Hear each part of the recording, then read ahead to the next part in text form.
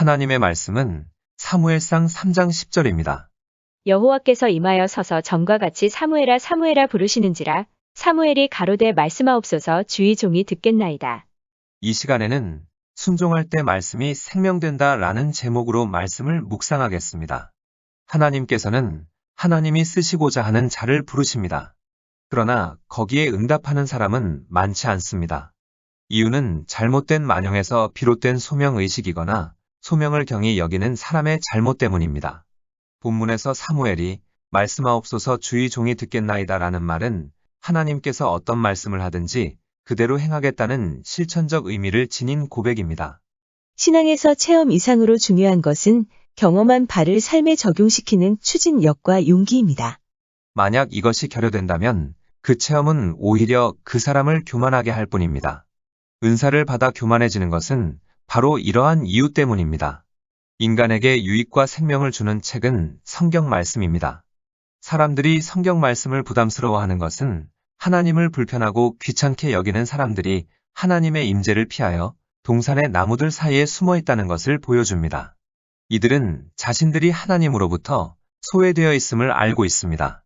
그리하여 이들은 자신들이 하나님과 화목하지 못하다는 것을 잊어버림으로써 마음의 평안을 유지하면서 살아가고 있는 것입니다. 만일 하나님이 계시지 않는다면 우리의 상황은 완전히 달라졌을 것입니다. 삶에 대한 결산 보고서를 요구하는 하나님이 존재하지 않는다면 우리는 마음의 부담을 덜고 이 세상을 살아갈 것입니다. 그리고 국가의 법의 테두리 안에서 살아가면 됩니다. 국가의 법을 지키며 살아가는 것은 어려운 일이 아니기 때문에 우리는 아무것도 두려워할 필요가 없을 것입니다. 그러나 하나님이 천지를 창조하시고 인간에게 생육하고 번성하라 했으므로 우리는 하나님의 뜻을 실행해야 하는 책임이 있습니다. 하나님이 존재하지 않는다면 인간에게 책임은 성립될 수 없지만 하나님이 존재하심으로 인간에게 책임이 성립되는 것입니다. 하나님과 인간의 운명에 대한 의문들에 대해 답을 줄 수 있는 것은 기독교의 계시입니다. 기독교의 계시를 외면하고서는 어느 곳에서도 답을 발견할 수 없습니다. 성령의 영감으로 기록된 성경을 무시하는 사람은 어리석은 사람입니다. 성경은 하나님과 인간의 운명과 영혼에 대해서 가르치고 있습니다. 인간에게 가장 중요한 것은 영혼의 문제인데 사람들의 관심과 시선은 썩어질 이 세상의 것들에 고정되어 있습니다. 아무리 무해한 것처럼 보일지라도 우리를 성경에서 멀어지게 하는 것은 우리의 적입니다. 우리가 하나님과 영원한 것들을 묵상해야 할 시간에 우리의 관심을 다른 데로 돌리게 하는 것은 우리의 영혼에 해를 끼치는 것입니다. 우리가 생활의 염려 때문에 성경 말씀을 잊어버린다면 그것은 우리에게 득보다는 실이 됩니다. 성경 대신 어떤 다른 것을 우리가 의지한다면 우리는 영생을 도둑맞는 것입니다.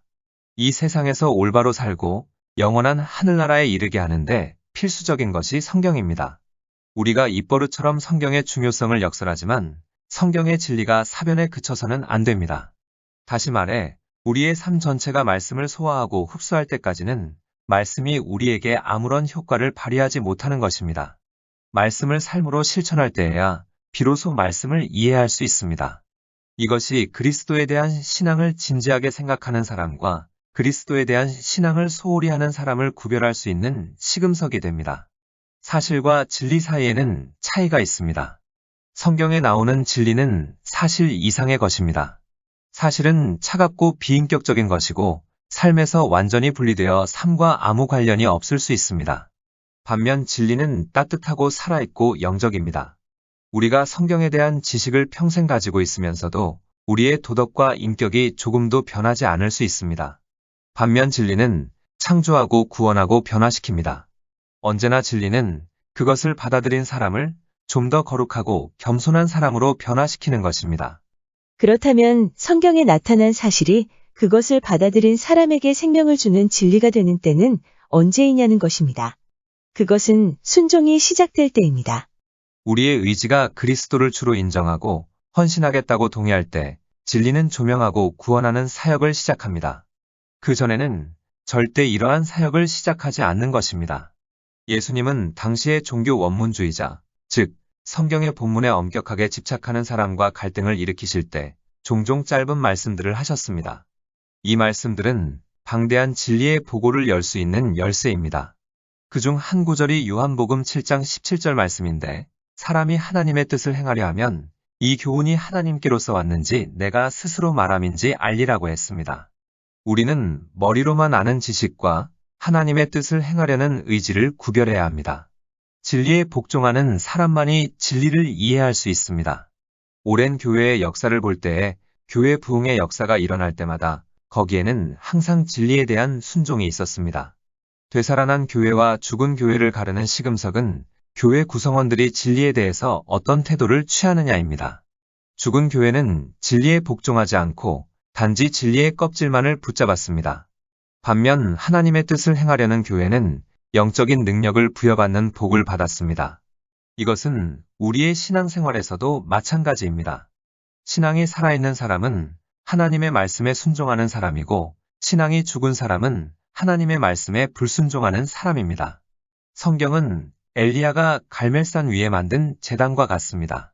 그 제단이 아무리 제대로 잘 차려졌다 할지라도 하늘에서 불이 내려오기 전까지는 차가웠습니다. 온전한 순종이 있을 때 하늘에서 불이 내려와 사실이 진리로 변화되었습니다. 진리는 사람들을 변화시키고 빛을 비추고 거룩하게 합니다. 성경 공부만 하고 성령님에게 가르침을 받지 못한 교회나 개인은 진리의 깊은 차원을 깨닫지 못하게 됩니다. 안타깝지만 실제로 이러한 교회나 개인이 많이 있습니다. 우리가 진리에 참여하는 자가 되기 전까지는 진리가 우리를 도울 수 없습니다. 이해와 참여가 영적 생활에서는 서로 불가분의 관계에 있는 것입니다.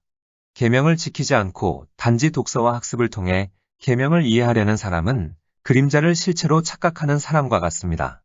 왜냐하면 진리를 정말 이해할 수 있는 사람은 진리에 참여한 사람, 즉 삶을 통해서 진리를 맛본 사람뿐이기 때문입니다. 진리에 참여하지 않는 사람, 즉 진리 안으로 들어가 보지 않은 사람이 그것을 이해하려고 한다면 인간적 지혜로 그것을 왜곡시키게 됩니다. 이러한 사람은 진리에 대한 자신의 지식을 자랑할지 모르지만 사도 바울은 이런 사람에 대해 육에 속한 사람은 하나님의 성령의 일을 받지 아니하나니 저희에게는 미련하게 보임이여 라고 했습니다. 영적 진리는 그것의 본질에 있어서 그리고 우리가 그것을 이해하는 방식에 있어서 자연적 진리와 다릅니다. 우리는 우리의 도덕적 또는 영적 상태와 관계없이 자연적 진리를 배울 수 있습니다. 예를 들어 사람은 누구나 정상적인 지성을 갖춘 사람이라면 자연과학의 진리를 이해할 수 있습니다. 논리와 인간적 순수성 사이에 전공 분야에서 박사가 되는 것과 친절한 성품 사이에는 아무런 관계가 없습니다. 지적 능력만 있으면 누구나 철학적 명제를 이해할 수 있습니다. 평생 동안 철학에 관한 책을 쓰면서도 동시에 평생 동안 대인관계에서 교만하고 탐욕적이고 부정직할 수 있습니다. 이 점에 있어서는 신학도 다르지 않습니다. 반드시 경건해야 신학을 배울 수 있는 것은 아닙니다. 사기꾼이나 도둑도 경건한 그리스도인처럼 이 세상의 어떤 신학교에서라도 공부할 수 있습니다. 만일 예수님 당시에 신학박사 학위가 수여되었다면 가룟 유다도 학위를 받았을 것입니다. 신학생의 연구와 마음의 상태 사이에는 아무런 관계가 없는 것입니다. 성인뿐만 아니라 죄인도 죄론, 속죄론, 종말론, 성령론을 다 이해할 수 있습니다. 높은 수준의 성결한 상태에 도달한 사람만이 헬라어나 히브리어를 배울 수 있는 것은 아닙니다. 그러나 그렇다고 해서 우리가 도덕성과 상관없이 신앙적 지식을 가져야 한다는 말은 아닙니다. 우리가 기억해야 할 것은 하나님은 우리에게 신학적 지식뿐만 아니라 영적 진리까지 전해주기 원하신다는 것입니다. 우리는 영적 진리를 자연적이고 일상적인 방법으로 깨달을 수 없습니다. 사도 바울도 고린도 교인들에게 이렇게 말했습니다. 고린도전서 2장 14절에 육에 속한 사람은 하나님의 성령의 일들을 받지 아니하나니 이는 그것들이 그에게는 어리석게 보임이요 또 그는 그것들을 알 수도 없나니 그러한 일은 영적으로 분별되기 때문이라. 예수님도 성령께서 조명해 주시지 않으면 깨달을 수 없는 이러한 지식에 대하여 여러 번 언급하셨습니다. 이런 지식은 오직 하나님이 빛을 비추어 주실 때 얻어지는 결과입니다. 다시 말해 신적 조명의 결과인 것입니다. 신적 조명은 지적인 조명과 모순되는 것이 아니라 그것을 완전히 초월하는 것입니다. 이것을 이해하지 못하거나 부정하는 사람은 누구도 예수님의 교훈들을 이해할 수 없습니다. 영적 진리를 이해하기 위해서는 반드시 영적 조명이 선행되어야 한다는 사실은 신약 전체가 가르치는 사상입니다. 신약은 자연적인 사람과 하나님의 불을 받은 사람을 구별하고 있습니다. 베드로가 주는 그리스도시여 살아계신 하나님의 아들이시니이다라고 신앙 고백을 했을 때 예수님은 이를 알게 한 이는 혈육이 아니여 하늘에 계신 내 아버지시니라고 했습니다. 요점은 하나님이 주시는 영적 조명이 없으면 성경의 진리도 한낱 지식이나 정보에 지나지 않는다는 것입니다. 부흥의 본질은 성도의 영적 생활을 소생시키는 것입니다. 그러므로 부흥사들의 목적은 영적인 삶을 살지 않는 교회들을 각성시키는 것입니다. 만일 부흥사가 이 목적에 충실하지 않는다면 그 사람은 더 이상 부흥사라 할 수 없을 것입니다.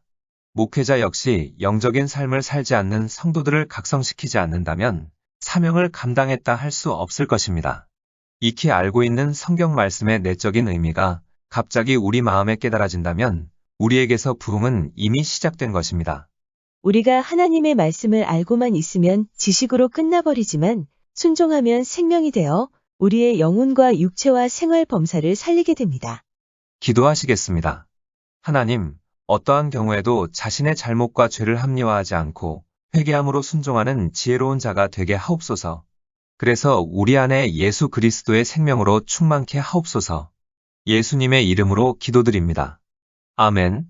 하나님께서는 내 형편이 어떠하든 내 신분이 무엇이든 무슨 죄를 지었든 변함없이 나를 사랑하십니다.